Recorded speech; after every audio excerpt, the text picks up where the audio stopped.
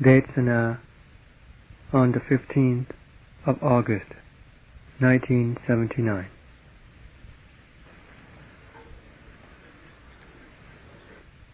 In one of the rules of the discipline, the Lord said that when we want to get other people's attention, we should not use our voice and call out. Instead, we should beckon them with our hand, waving at them. This indicates that the Lord wanted seclusion and quietude. Taking this seclusion or quietude as the basis or foundation for the practice of citta bhavana. The practitioners during the time of the Lord Buddha considered or took the practice of citta bhavana as their work and put their whole life into it. We can see that there is a great contrast between the followers of the Buddha Sasana, both the bhikkhus and the laity, of the present time and of the time of the Lord Buddha. This is by using the ways of practice in the past that were recorded in the text as a basis of comparison. We can see that they are very far apart and very different from one another. They are two different worlds. But the Lord Buddha and the Savakas only taught the practice of walking jankama and sitting in samadhi bhavana. They pointed out the places that are suitable for the practices, and they pointed out the techniques and the ways of overcoming and correcting the kilesas, tanha and asava. The topics of conversation that they had during the time of the Lord Buddha was the Salleka Dhamma, which was the chief or principal topic of conversation. Salleka means cleansing or purifying. This is the cleansing or getting rid of the kilesas in all of our actions of body, speech, and heart. They should only be for the purpose of cleansing and eliminating the kilesas. Then it will be appropriate for we who have gone forth for the purpose of getting rid of and cleansing the kilesas from the heart, and not for the accumulating of these things. But right now we only have the appearance of one who has gone forth. Originally, going forth meant the letting go of and the cutting off of all the kilesas, tanha and asava. And if we believe in this ideal, and when it is the time to practice, we don't follow the way of that practice, but instead accumulate more of the kilesas, then we are going against the way of Dhamma and of the Vinaya. Therefore, the practitioner must pay heed to the teachings that have been recorded in the text and take them up as his basis. For this is the true and genuine basis. They are the ways and means of practice that bear the fruit of results, and that is why the Lord had them recorded in the text. It was so that those who are interested in the way of practice can take them up. Otherwise, we would not be able to see any trace of what they did in the past. All that would be left is just the letters that were recorded in the text, like the descriptions of the Magga, Phala, and Nibbana. And when we study these things, we merely study them. We only study them so that we can gain fame and be renowned. So we just end up studying for the accumulating of the kilesas. When we study, we only study to accumulate the kilesas, and as far as the way of practice is concerned, we have no idea what it is like.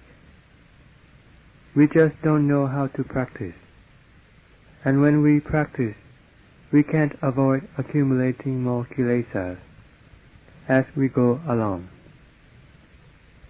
This is going contrary to the intention of the Lord Buddha and the purpose of the Sasana Dhamma. Really give this a thought. You must not solely depend on what the teachers can instruct you and give to you, for this is not adequate, because when your teacher teaches you, it is only for the purpose of making you become wise. And how can one become wise? You have to be inclined to do a lot of investigation, analysis, and reflection. You have to concentrate and be attentive, having mindfulness as you deal with all the things that come into contact with the eyes, ears, nose, tongue, and body, and your heart. Otherwise, you will never be able to come up with any wisdom. If sati and panya are not being put to use, then for the rest of your life, you will never be able to come up with any wisdom. The Lord Buddha and all of the Savaka attain to wisdom through the means of sati, panya, sattha, and diligent effort. They did not become wise through being idle, or when walking jangama, walking like one who is hopeless, for the citta just drifts and wanders around without having mindfulness or sati to take care of the citta. So no matter how much one walks jangama, it is no different from people walking along the street. The things that are interrelated or connected are sati and panya. They are the instruments that will uplift the heart and send it to freedom from the oppression of the kilesas. Sattha is belief or conviction. It is the belief in the Magga and Phala, and the belief that once one has trod the way of the Lord Buddha, one will come upon the result. One must be constantly applying one's diligent effort. This diligent effort is the support in our striving and in our establishing our sati or mindfulness. In our investigation with panya, it is used to keep us from being tired of correcting and overcoming the kilesas. It is used to keep us from sliding back in our setting up of mindfulness and our investigation of panya. This is what diligent effort is. It is the effort within the citta. The fundamental principle is at the citta. The body is merely a condition. And when we walk back and forth without mindfulness, then it is like people who go for a stroll. When people go out to take a walk, they have no intention of striving in their practice. They are no worse than us, who think that we are striving in our walking jankama, or sitting in samadhi bhavana, without having any mindfulness. We are worse than people who go for a stroll. We must not be like that. The teaching of the Lord Buddha that has been recorded in the text can really teach us a good lesson if we use our sati and panya to investigate following what has been taught. All of these Dhamma will steadily become useful and valuable to us. But this is not usually the way, and so it is more like a parrot, which can be taught to say, "Precious stone, precious stone." But when one gives the parrot a precious stone, it would not know what to do with it. It knows more about the fruits of the trees. This is the parrot. But as far as the affairs of the kilesas, tanha and asava are concerned, the citta can grab at them very quickly and become totally obsessed and involved with them, and will never be satiated by them. If anything has to do with Dhamma and the truth, which is similar to the precious stone, then it would not like to have anything to do with them, and one's diligent effort becomes very slackened.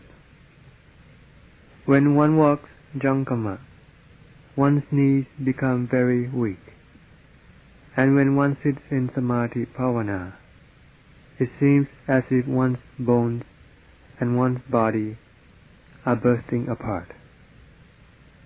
And when one tries to set up one's sati for the investigation with panya, to combat and contend with the kilesas, which are harmful to oneself, one becomes weak and discouraged. Then one lets the kilesas trample all over one and knock one out. One then thinks, "Oh, this is hopeless. I have been striving so hard, but I can never attain to any calm." So everything just turns in the way of the kilesas, even while one is walking jankama or sitting in samadhi bhavana. This is because while one is doing it, one is being influenced by the kilesas and not by Dhamma. So how can one ever come across the truth and Dhamma? This is the way that a practitioner must reflect and consider, and then he will have something to consider and use as a measurement to see how much one has gained and how much one has lost. If one uses one's panya, one will be able to know this and understand about oneself. One must ask oneself, "Today I have walked jankama and have sat in samadhi bhavana. How was the relationship between my citta and sati panya? Or was I merely walking like people going for a walk, or the way people sit casually? When people sit casually, it is not as bad as when we sit hopelessly without having any mindfulness in ourselves. During the time when we sit in bhavana, one who is striving for deliverance must always reflect, admonish, and warn himself all the time. One must not be complacent, for there is nothing in this world that can cause one to remain complacent. The Lord already taught that one must not seek or struggle for things in the world. This is because it is like running and looking for fire. The Lord said that these things are anicca, dukkha, and anatta. There can be no certainty in them, so we must not have any attachment for them.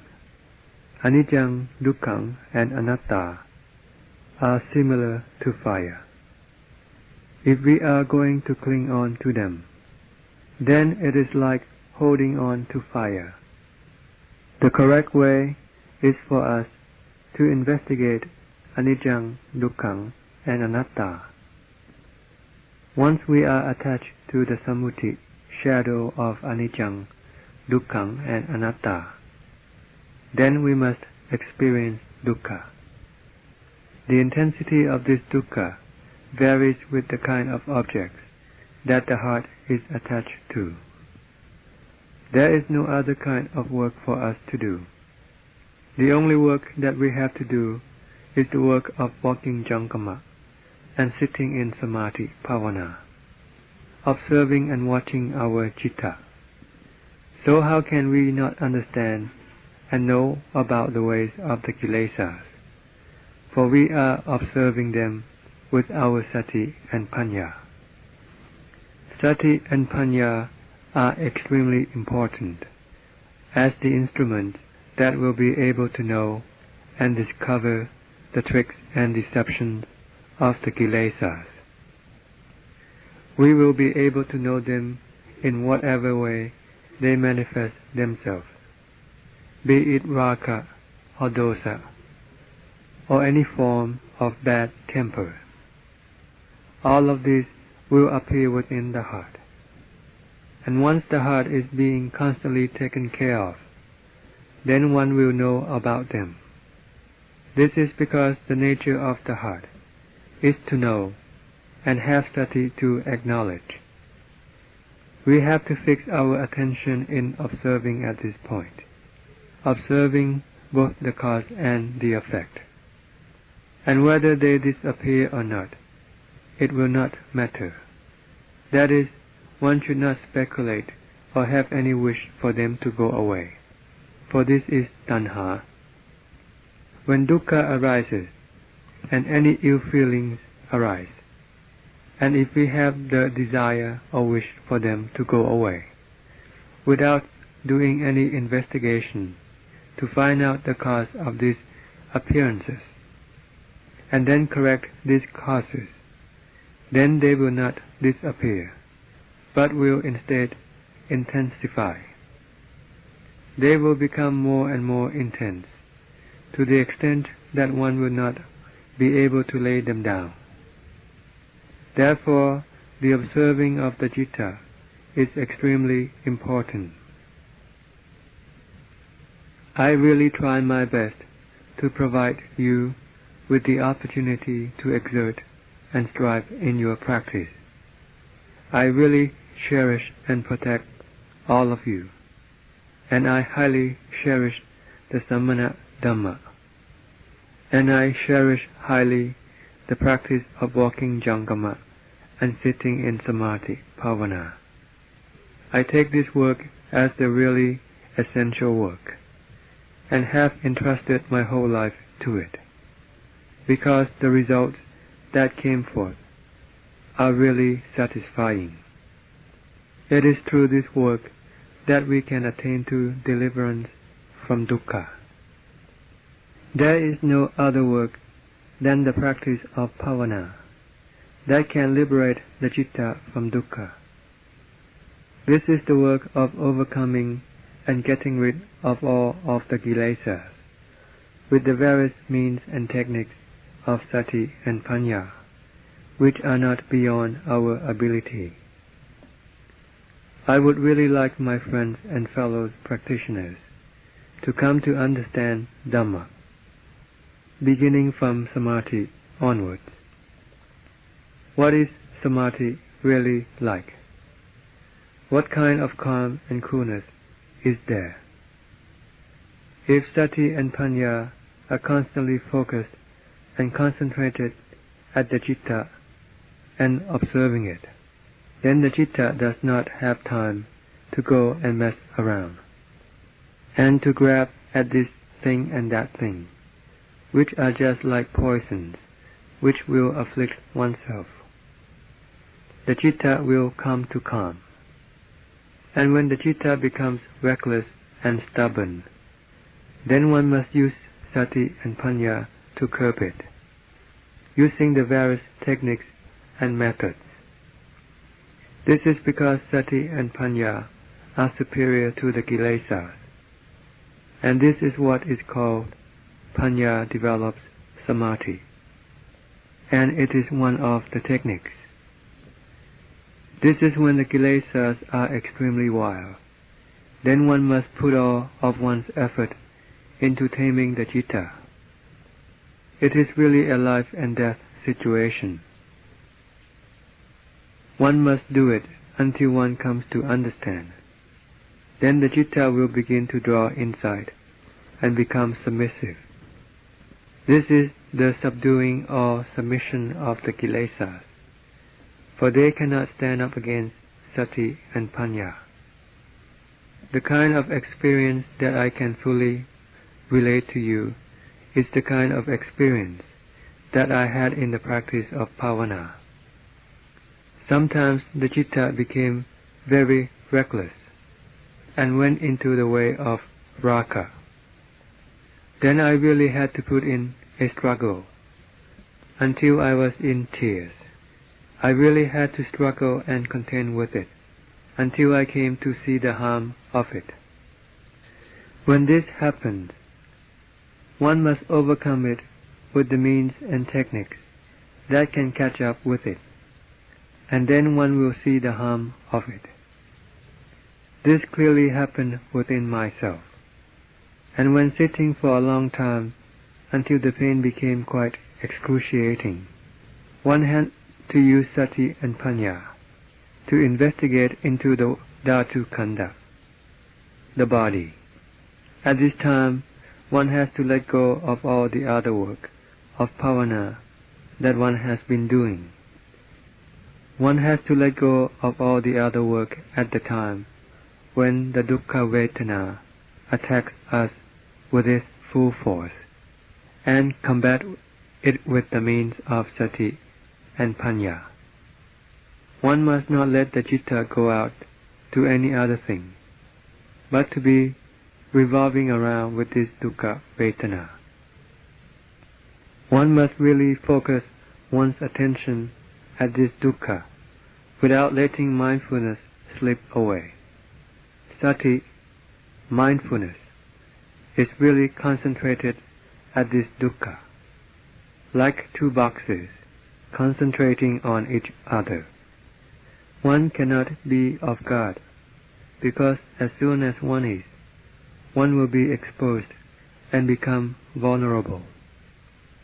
It is the same way with our investigation. One must dig and analyze, and search into the crux of the problem. Differentiate all of these things with true understanding. And when one truly understands, how can the wonder and the spectacular things not appear? There is nothing else in this whole world that can be more spectacular and wonderful than the citta itself. And likewise, there is nothing else that can be much worse than the citta itself. Once the citta has been trained, nothing can be more supreme and noble. Therefore, the citta is vital. It is the most suitable vessel for all the different kinds of Dhamma, and significantly, the Magga, Phala, and Nibbana. You must therefore strive and try to conquer the citta. Try to develop and train the citta. When you fast, it is the time when you really concentrate and intensify your efforts in your practice. Your exertion is then far more strenuous than it would normally be. When one fasts or reduces the quantity one eats, then this is the means of getting one's mindfulness, or sati, to become more nimble.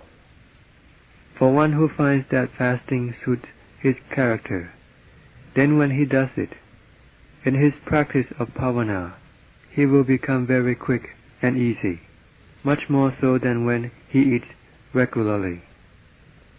But if one's character is not suited to this method, then it is really detrimental, because it will just cause one to become concerned or worried about food, turning one's exertion into sanya aramana, and one will not be exerting in the true sense.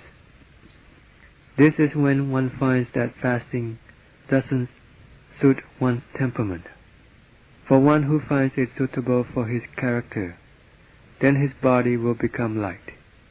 The citta will become quick, nimble, and alert. When one strives in the way of samadhi, one's mindfulness will be very good, and one will not be disturbed by sleepiness. So one can really see that the cause of sleepiness is just from eating a lot of food. After one has fasted for 2 or 3 days, then drowsiness will not bother one anymore. No matter how long one sits, one will sit erect like a post, and if one establishes calm of the citta, it will enter into it very readily. There is nothing to bother one's heart, and when one goes in the way of panya, then it will flow very easily, turning round and round and round. This is when it suits one's character. Regardless of what level of citta bhavana or Dhamma one is in, the means or techniques of practice, like fasting for instance, if it suits one's character, will always aid and promote one in one's progress. But if they do not suit one's character, then they will always be contrary to or going against one's practice all the way. We should not speculate about things going away from ourselves, especially things that go away from our heart. Like when we try to imagine what Kanika samadhi is like, or what upachara samadhi is like. This is just conjecturing or speculation. Or what appana samadhi is like. Or when someone describes when the citta has converged into complete concentration, we try to imagine what it is like. This is just imagination and conjecturing that goes away from the truth of the one who is going to experience this thing itself. For it is the heart that is going to experience this thing. Be it any kind of samadhi, it is the heart that will be the one to experience it. And the way of developing this samadhi, and the result that will arise from the practice of citta bhavana, will also appear within the heart. The point is never to imagine or speculate, or form any theory about what kanika samadhi, upachara samadhi, or appana samadhi are like, other than coming across and experiencing the truth of these samadhis ourselves. This is the correct way to do it. Like when they describe a particular dish, whether it is sweet or not, really doesn't matter. For a child who hasn't had any schooling in learning about culinary matters, he is quite capable of knowing which food is delicious and which is not, when it is handed to him. Although this boy might not know the various descriptions of the taste of food, he can taste it himself. One just has to experience this oneself. This is the natural taste of things. It is the same way with the experience of samadhi. One should just experience it as it happens naturally within oneself. It is something that one can develop, and it doesn't depend on one's speculation and imagination, or giving names or theories or concepts to them. This is useless and just wastes one's time. Be it any kind of samadhi, one will get to know it for oneself. And whatever kind of samadhi suits one's character, one will get to know for oneself, as long as the cause, the means of making it arise, is being put forth. And this means or cause is sati, or mindfulness, and one's diligent effort that acts as the support. Then one will gain calm. And however one may gain calm, we will know this for ourselves also. Normally the citta tends to do a lot of thinking, as it is restless and agitated, like monkeys. But when one tries to develop oneself in the practice of bhavana, having Dhamma as one's basis of practice, and having sati as the thing to control the citta, one concentrates on the work of parikamma bhavana that the citta is doing at that time, or any other kind of work, like focusing one's attention on any particular Dhamma object.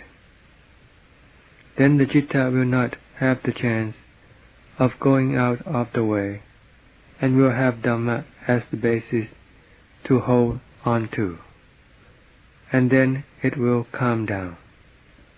Whatever kind or type of calm it may be, one will know it for oneself. And what is the result of that calm, if not happiness, ease, and comfort, following the various stages of calm, whether kanika, upajjara, or appana? The important point is never to speculate or imagine about them, for this is just a waste of time and an obstruction to one's practice of bhavana, especially so when one is doing the investigation, because this is the aramana of the past. What we have studied from the text, or what we have heard from our teacher, are all past aramana.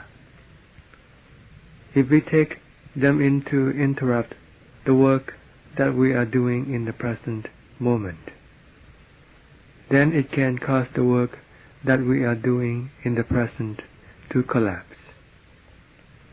This is because the citta will have taken hold of the past without itself knowing it.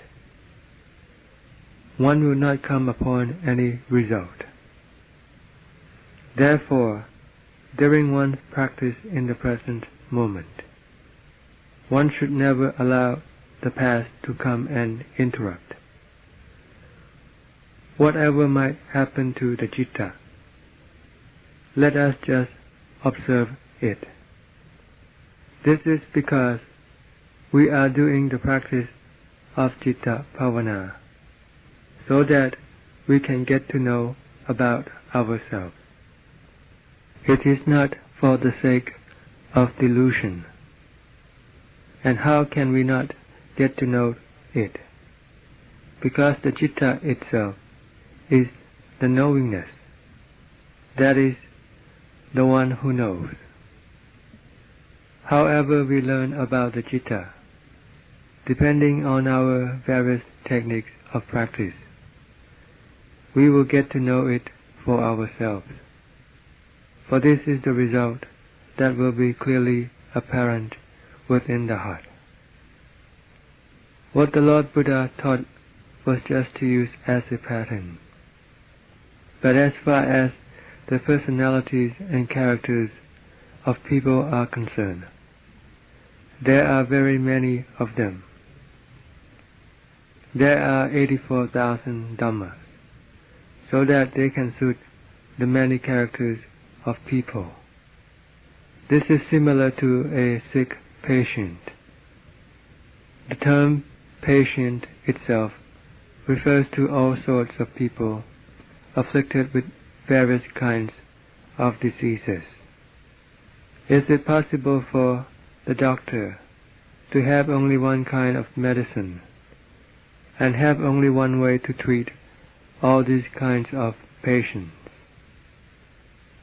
He must have many different methods and many different kinds of medicines to cope with these many kinds of diseases, because there are many different kinds of people. It is the same way with the Dhamma of the Lord Buddha. It cannot be just one single Dhamma, because then it would not be able to cope with the various different personalities and characters of all sentient beings. So there must be different techniques and methods to suit each different individual character. So it really consists of many, many different Dhammas. The point is never to involve yourself in the speculation and imagination, but to know it within oneself. This is very important. In order to be firm and stable, one has to be firm and stable in the means or the cause of samadhi. And this is to be firm and resolute in one's exertion and diligent effort. One's mindfulness is also firm. It doesn't shake or waver. One's diligent effort is the main cause or means, and this is where it begins.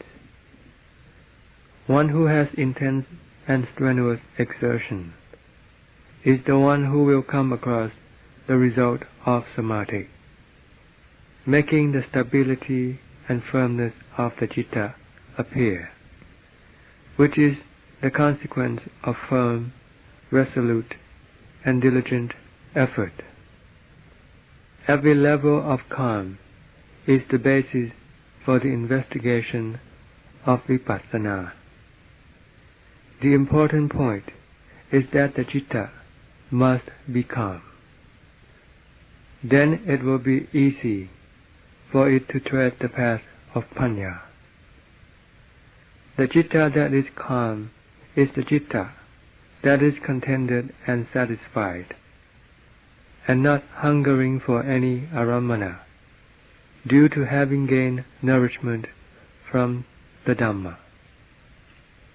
The Dhamma is the nutriment of the heart. Then the heart will be calm and cool, and will not hanker or search for anything. And when we take it to investigate in any aspect of Dhamma, then sati and panya will really function and do their work at their fullest capacity. Once panya begins to function at its fullest capacity, then one will come across understanding and knowledge. You can be convinced in this, because I have taught what I have taught out of certainty. I am not teaching out of blindness, guessing or conjecturing. for I have practiced this and also come across the results before teaching you about these things. Panya is also of many different kinds, but we should not be immersed in thinking about this either.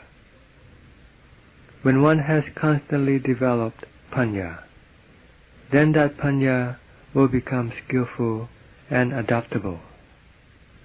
It will become quick and alert, sharp and penetrating, until it becomes continuous.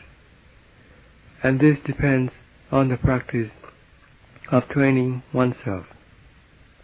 We must do this so that it conforms with our purpose in going forth to eradicate the kilesas.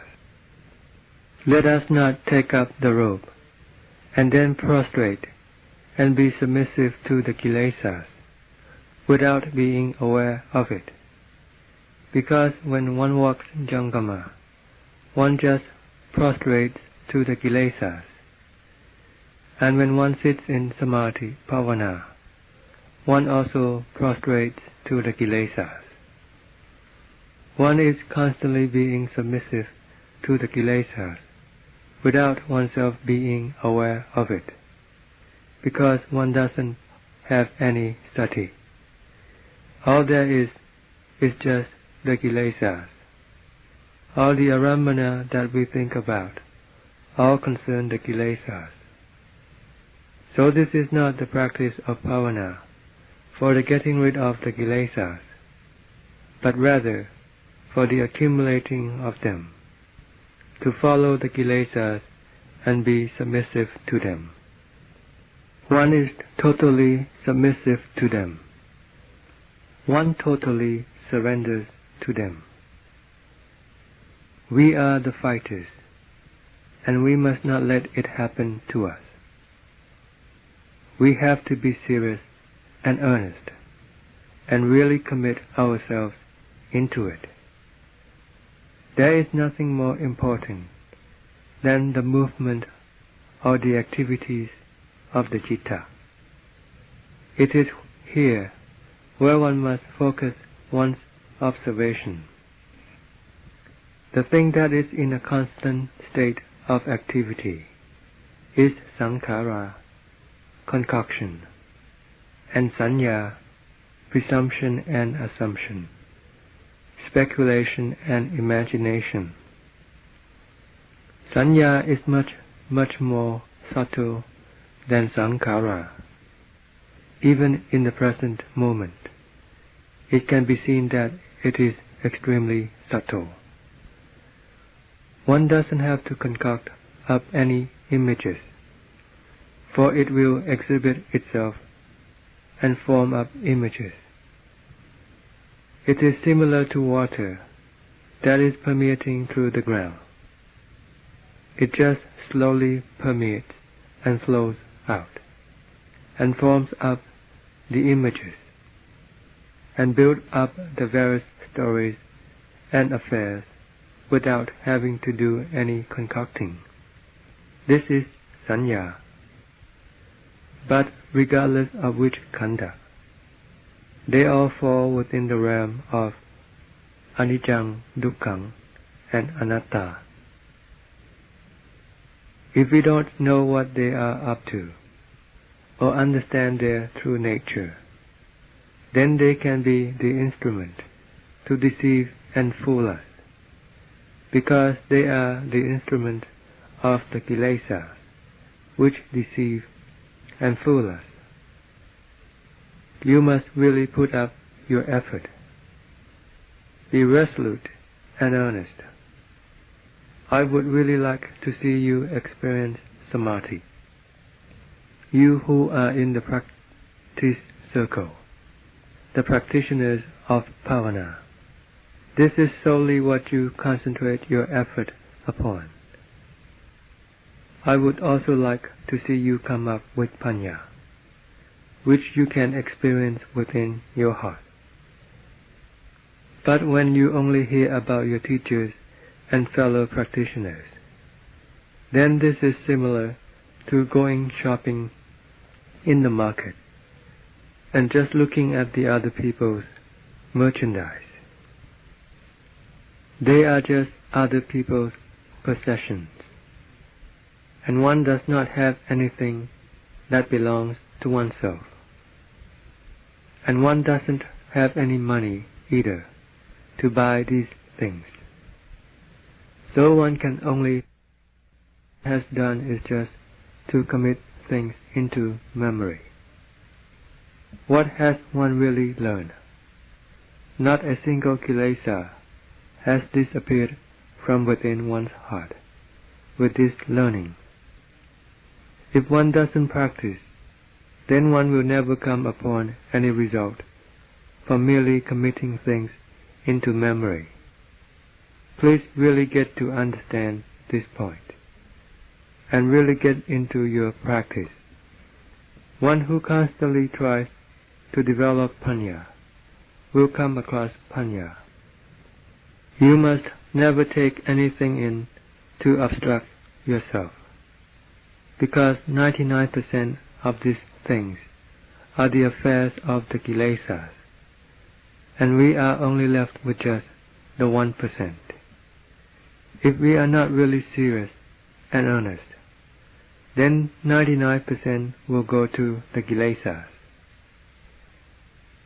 If they have 99 kinds of weapons, and we have only one kind of weapon, then we will not be able to fight with them. So we must produce and come up with the various weapons. We have to be really serious, resolute, and earnest. When one investigates the body, one must really do it, not merely investigate so that one can just pass them over. We don't investigate so as to be able to count how many times we have investigated, but we investigate for true knowledge and insight. How many times it might be doesn't matter. We have to really do it like that. We must force the citta to remain at this place, and not allow it to go anywhere else, until it surrenders to us, and we can see this very clearly. This is really the surrendering of the kilesas. When we really contend with them, by putting our lives at stake, and going right into the basis of the principle of truth and reason, then the kilesas will eventually cower and submit to us, because our sati and panya are far superior to the kilesas. We can see this very clearly. How can these kilesas be greater than or more superior to the sati and panya that the Lord Buddha expounded to us? When the kilesas are forceful, then sati and panya must be equally forceful. The magga, which is suitability, the instrument of overcoming the kilesas, must also be very forceful. And when the kilesas become less intense, then the magga, the tools, can equally match them as well then. One can see this in the early stages of practice, when the citta is in a state of restlessness and agitation and anxiety. It is like when we are trying to tame a buffalo. In the end, it cannot fight against the tamer. It is the same way with the citta. In the end, it cannot go beyond our means. It cannot withstand our diligent effort and striving. It will become weaker, while sati and panya will become stronger. Then the citta can establish its basis, and then there will be peace and cool-heartedness. There will be no more gloominess and confusion, like fire that smolders inside the heart. This is like the fire burning the rice husks. It is just a smoldering fire. This is the way we are being consumed by such a fire. So we must clear out this fire with our diligent effort. And when the citta has attained to calm, then it will be cool, and the fire will become cool when the citta has calmed and has established its basis. This happened to me. The important thing is not to be complacent. One must be constantly struggling and moving on.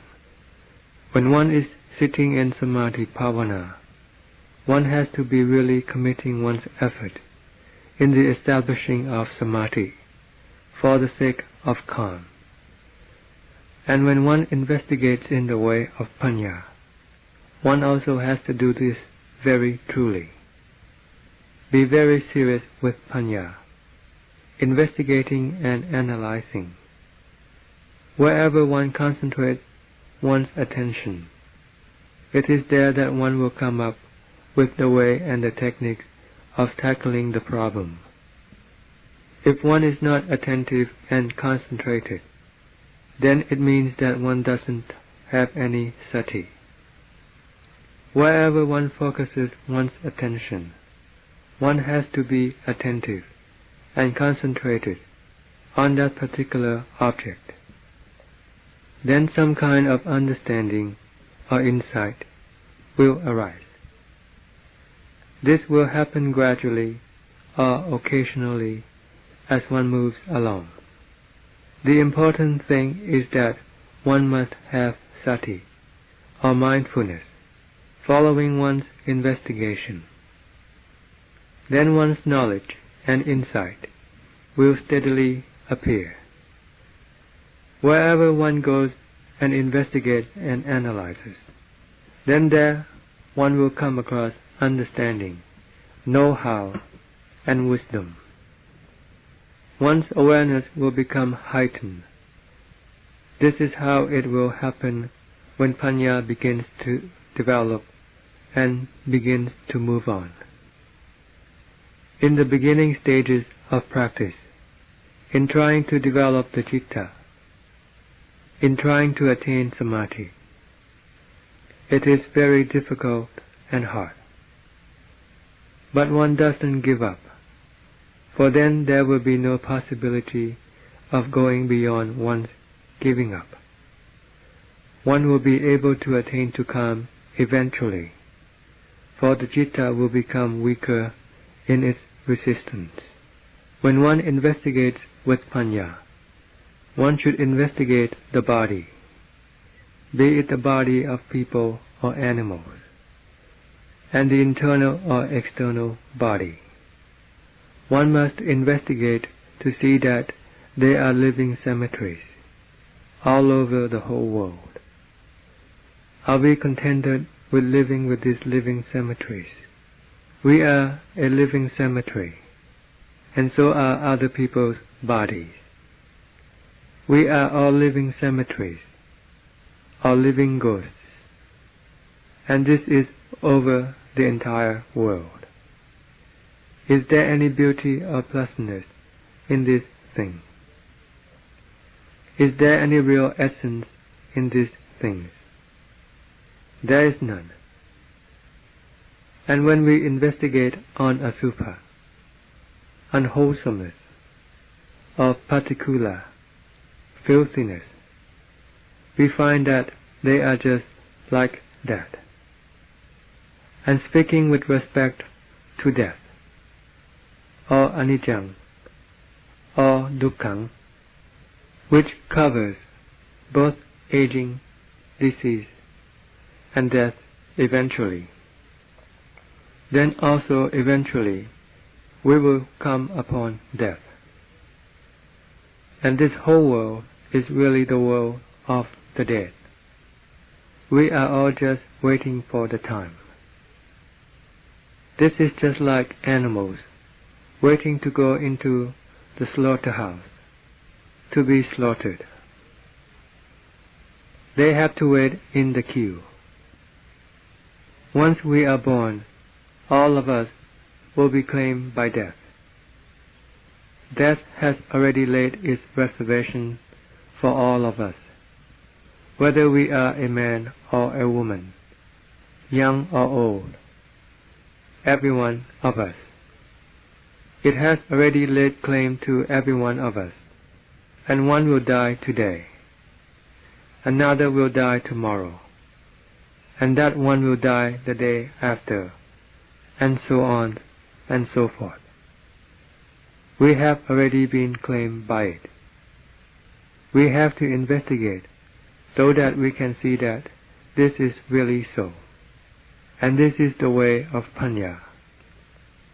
It must touch us deeply inside our hearts. We have already been branded, but the problem is that we don't know it ourselves, for we are too immersed in eating the grass, like the cows and the buffalo. For all these cows have been branded. We have also been branded by the Mathuraja, the king of death. Anicca, change or impermanence, has constantly been putting its brand on us, putting its mark on us, and the sound that arises from this branding or marking can be heard throughout the entire universe. It is a very loud noise if it can be compared to sound, and if we listen with our ears, then they would just break apart. Our brain would totally burst apart, because the affairs of anicca, dukkha, and anatta shake the whole world. They put their mark or brand on our bodies, every single part of them, and they are all branded with the mark of dukkha, anicca, and anatta. This goes on constantly, all the time, even when we are sleeping. This marking never stops. When we wake up, they also put on the mark. And while we are eating and thinking, "Oh, today the food is delicious," they are also putting on their mark right there and then. When we are enjoying the delicious taste of the food, don't we know this? We have to investigate so that we can be fully impressed by this truth. Anicca is constant change. This is the truth, and this is the path, or the law of the Vattajaka. This is the way it is, and you must investigate until you can understand it. You must try to take hold of the real essence, the real possession, which is the heart. Don't leave it and pickle it with the filthy and dirty things in the pile of anicca, dukkha, and anatta.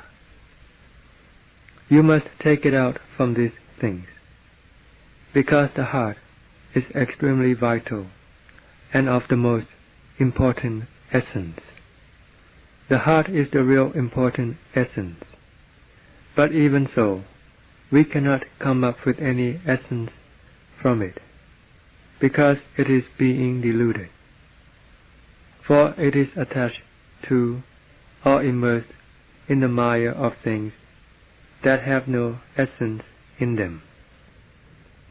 They are anicca, dukkha, and anatta, which we consider as the maya. So what essence can we find from these things, which are immersed in the maya?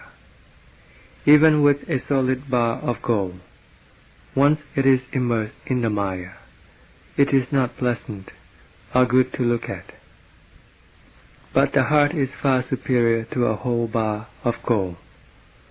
But again, when the heart is immersed in the maya of greed, hatred, and delusion, then what kind of essence or value could it come up with? So we have to try to uplift the citta and get it away from these things, from this pile of anicca and dukkha that constantly oppresses the citta, and anatta. Where can one say that there is such a thing as people or animals, or as I or they, or as something that we can cling to? Even in the citta itself, there are these things to be found. When one investigates, one must really do it, and see truth clearly inside the heart. Because Dhamma is the truth, it is real, and we must never run contrary to the truth that has been taught to us. The kilesas and Dhamma will always oppose one another, and when the kilesas are in the citta, then our views and understanding that manifest themselves within our hearts must always go contrary to Dhamma, and will always trample on and destroy the Dhamma without ourselves being aware of it. We have to really investigate, so that we can really see the truth. When the truth becomes deeply impressed, then the citta will elevate itself from these things. It will be firm and resolute like a warrior. One's exertion will be very intense, and one's sati and panya will be relentlessly turning around and turning around. It will investigate until one understands the truth. When panya goes on a tour of investigation, it will go all over the entire world. This is the level of panya, going wandering in the search for the truth.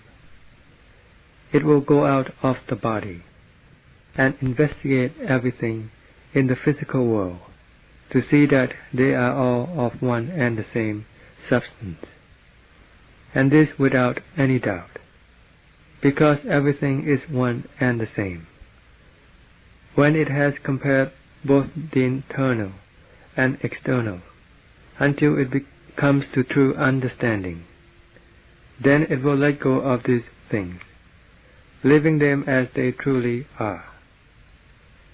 And now the burden of the citta becomes less and the scope becomes narrower. This is because the kilesas are becoming narrow, and one's delusion is also becoming narrower. The sphere of one's delusion becomes narrower, and it is not like before, when one seemed to be deluded in everything. This is because sati and panya can round them up or round them in. Sati panya will round them up and bring them in, and in the end, all that is left is just the 5 khandhas. One then must break these 5 khandhas into pieces. The rupa khandha is just like any other form. Vedana, either sukha, dukkha, or neutral, is experienced by everybody in the world. But the dukkha of others does not affect oneself. It is one's own dukkha that really affects oneself. And this is dukkha vedana. One must investigate so that one can see it very clearly.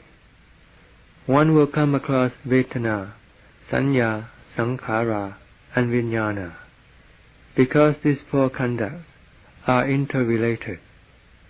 It doesn't mean that one must investigate them one at a time. The important thing is to focus one's panya on any one of them and come to true understanding following the true nature of these things. It can be either into the basis of truth of sankhara or the true nature of sanya, because then they will run together. One will come to understand all of them very clearly. Once one has understood, how can one not then let go of them? One will let go of them, because the reason why one hangs on to them is simply because one doesn't have the right understanding. We are learning the way of Citta Bhavana for the sake of knowledge and realization, and when we practice the way of Citta Bhavana, it is also for true knowledge and understanding about ourselves. We want to learn about our delusion in being immersed in anicca, dukkha, and anatta, both internally and externally. When one has truly seen and realized the truth, then sati and panya will withdraw within, because there is nothing else out there to fight, and the scope of the investigation will become narrower and narrower until it converges into the citta. And this is where one will have to totally eliminate them. Where can they hide away from sati and panya? In the citta, because it is right there where sati and panya will send them to destruction. When they are totally wiped out, then what is left? Gone is anicca, gone is dukkha, and gone is anatta. Everything is let go of and left as it really is. These three Dhammas are the path for the attainment of Nibbana. When one has arrived at one's final destination, then these three Dhammas lose their purpose. It is like when we travel on the road and arrive at our destination. The road that led us to our destination has no more purpose. It is the same way with the citta. When it travels through these anicca, dukkha, and anatta, until arriving at its destination, then this anicca, dukkha, and anatta have no more use. One's investigation that was turning around like a Dhammacakka will also come to cease, because all the kilesas have already been destroyed. And this is the kind of work that the practitioners during the time of the Lord Buddha were doing. And it was known that some of them had attained to the Magga, Phala, and Nibbana in such a forest, in such a mountain, over there and over here. This was because this was the kind of work they were doing. It was not the work of accumulating the kilesas, the work of involvement and confusion. As far as fame and honor is concerned, they are something that deceives us and leads us into insanity. They are just emptying. The kilesas are really the chief culprit that deceives us with rank and honor, name and fame. What can really be more supreme than Dhamma? Let's fight until we can really get to see the Dhamma inside the heart. Then one will let go of everything. Name and fame, rank and honor are really child's stuff. They are kids' stuff, like the toys that children play with. Once one has seen the truth, then one will let go of these things. One will let go of all sammuti, and none of it will be left inside the heart. And this is the most satisfying result. From the beginning, when one has to struggle along, on the uphill struggle, one can eventually attain to the result. This is due to training, disciplining, and developing oneself, and protecting oneself, taking care of oneself, and nourishing oneself, then there is the possibility that one will progress. Therefore, please see the value of the training and disciplining of oneself, as well as taking care of and nourishing oneself, which is the heart. And this is the most important thing in the whole wide world. One must take the work of Citta Bhavana as the most important work of all. We must not take other kind of work in just to alleviate our annoyance, because then instead there will just be the annoyance, for this is just a way of increasing the annoyance. When the citta has attained to the ultimate, then it is blissful and happy, and that is the end of all problems. There is an end to the work of Citta Bhavana. It is not like the work of the world, which one will do until the day one dies, and still carry the burden of worry and confusion, and attachment to other things, which just increases the dukkha which one carries along to the next form of birth. One can never come to any happiness, ease and comfort. But in the work of Citta Bhavana, once one has accomplished it, then one totally loses all worry. This is analayo, totally free of worry, because one has left all things as they really are. And even with one's own body, whatever should happen to it, one would just let it happen. One has already learned and known about this body, like the body, Vedana, Citta, and Dhamma. One already knows about the body, and that it is entirely full of anicca, dukkha, and anatta. And it is the same way with Vedana, Citta, and Dhamma. They are full of anicca, dukkha, and anatta. It is like the Lord said, at the last stage, one must let go of all Dhammas.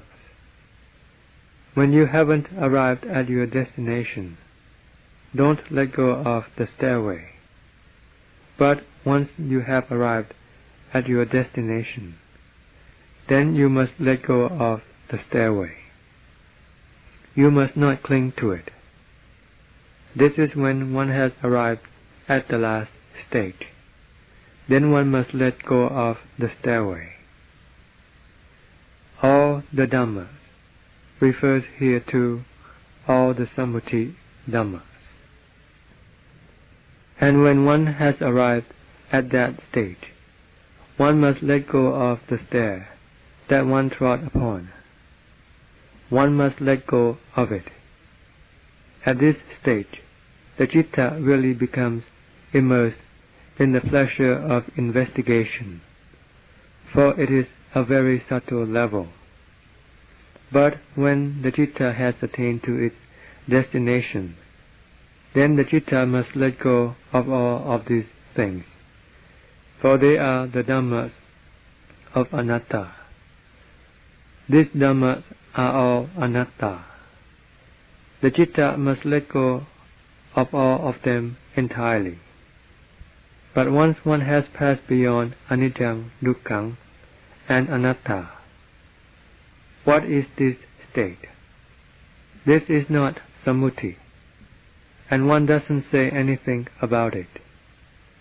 One is not deluded in it. Even if one doesn't say anything about it, one understands, one knows. This is when one has arrived at the absolute state of knowledge. Even when one doesn't speak about it, one knows. And if one doesn't give it a name, like the great sage, still one knows that this is the great sage, if we want to give it such a name.